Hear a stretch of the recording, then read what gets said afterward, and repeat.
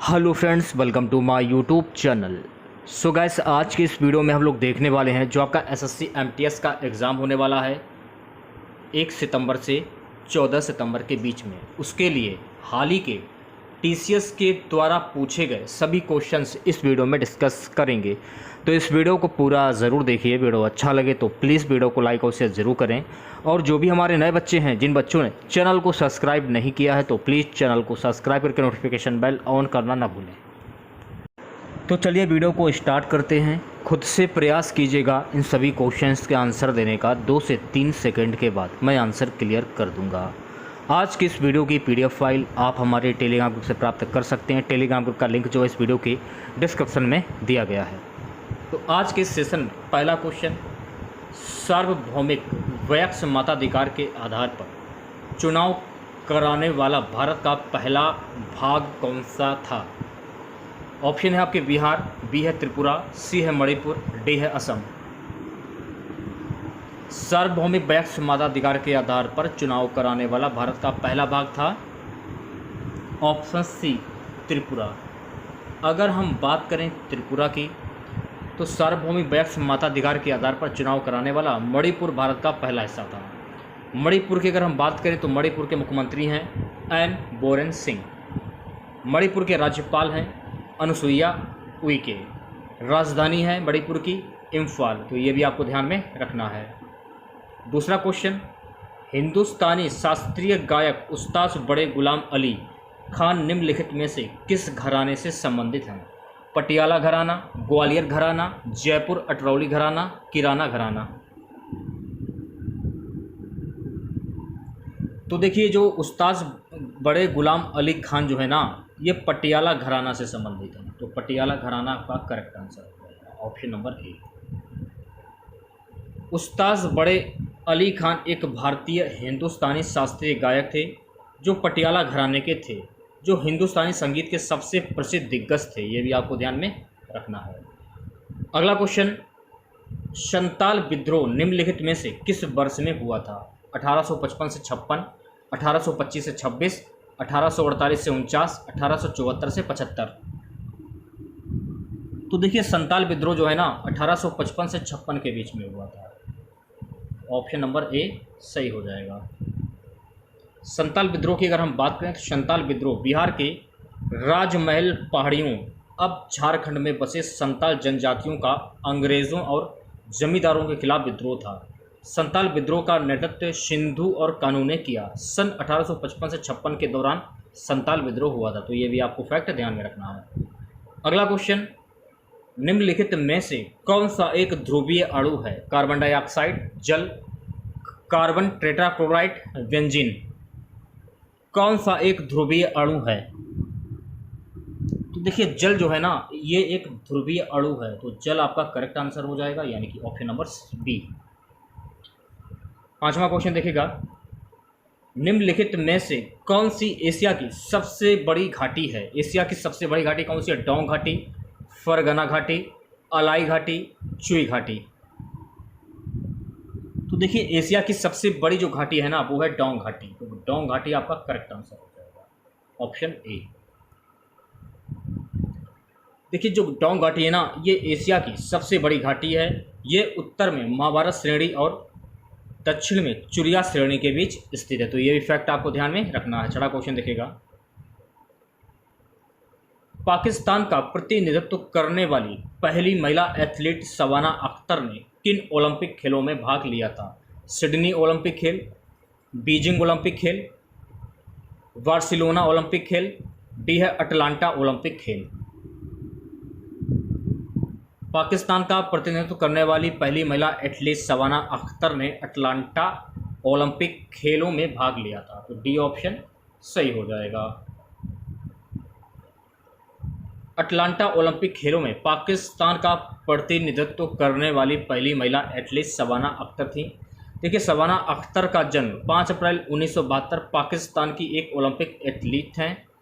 वह ओलंपिक में भाग लेने वाली पाकिस्तान की पहली महिला बनी जब उन्होंने 1996 के ओलंपिक में महिलाओं की लंबी कूद में भाग लिया। तो ये भी आपको ध्यान में रखना है सारे फैक्ट। सो गाइस अगला क्वेश्चन, निम्नलिखित में से कौन सी विशेषता धातुओं द्वारा नहीं दिखाई जाती है? कौन सी विशेषता धातुओं द्वारा नहीं दिखाई जाती है? नीरस दिखती है। ऑप्शन नंबर ए बिल्कुल सही हो जाएगा। 8वां क्वेश्चन देखिएगा, पर्सनल कंप्यूटर में निम्नलिखित में से कौन सी प्राथमिक स्टोरेज डिवाइस होती है? Compact disc, pen drive, random access memory, hard disk. सही जवाब हो जाएगा random access memory, C option. ये रैम का फुल फॉर्म होता है, ये भी आपको ध्यान रखना है। 9वां क्वेश्चन, निम्नलिखित में से कौन सी पीर पंजाल श्रेणी पर स्थित एक दर्रा है? फोटूला, बनिहाल, खारदुल्ला, जोजिला। कौन सी पीर पंजाल श्रेणी पर स्थित एक दर्रा है? ये क्वेश्चन में पूछा जा रहा है। सही जवाब हो जाएगा बनिहाल दर्रा, ऑप्शन नंबर बी।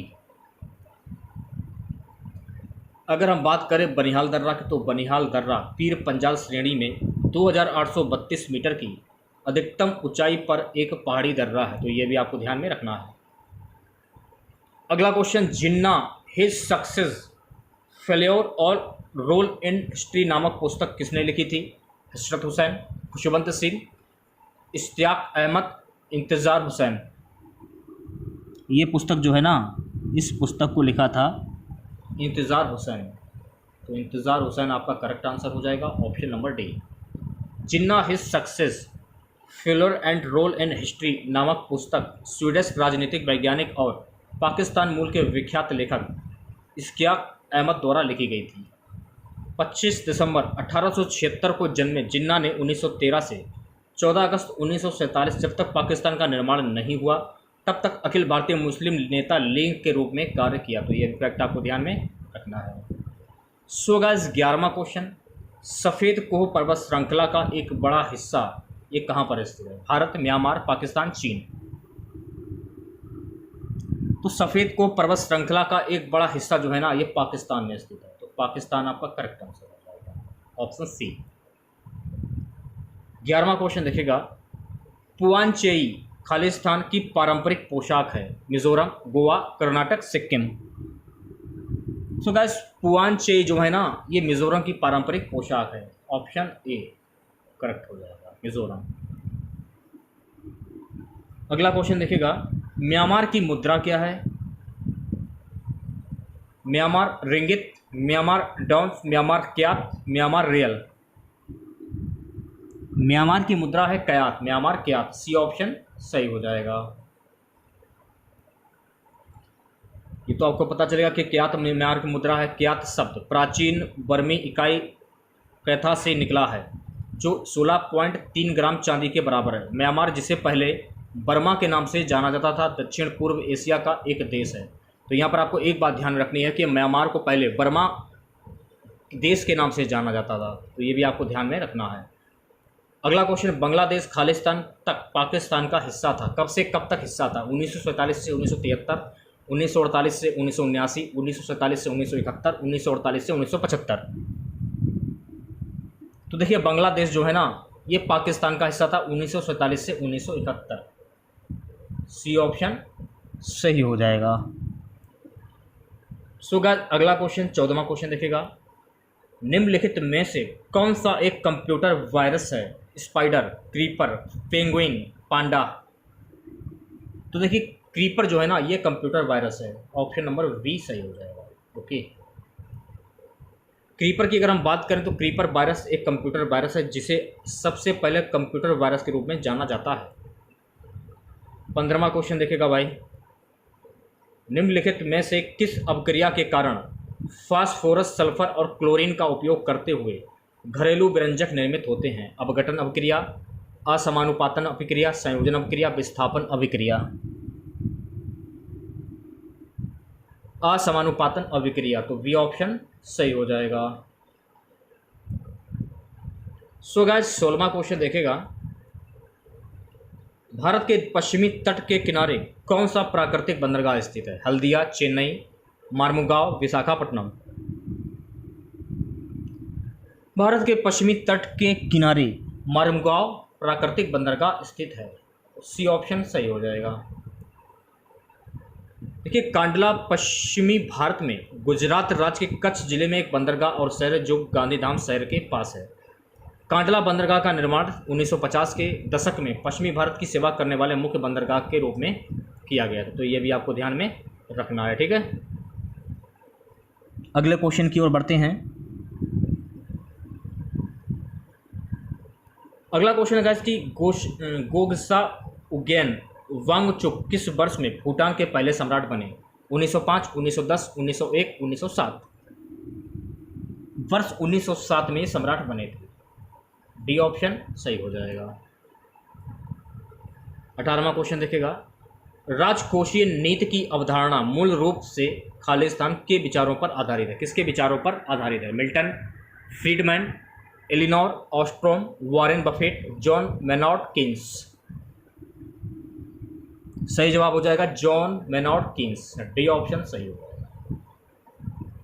इस क्वेश्चन से रिलेटेड एक्स्ट्रा फैक्ट जान लीजिए। ब्रिटिश अर्थशास्त्री जॉन मैनॉर्ड कीन्स ने राजकोषीय नीति के सिद्धांत का प्रस्ताव रखा था। तो ये आपको ध्यान रखना है।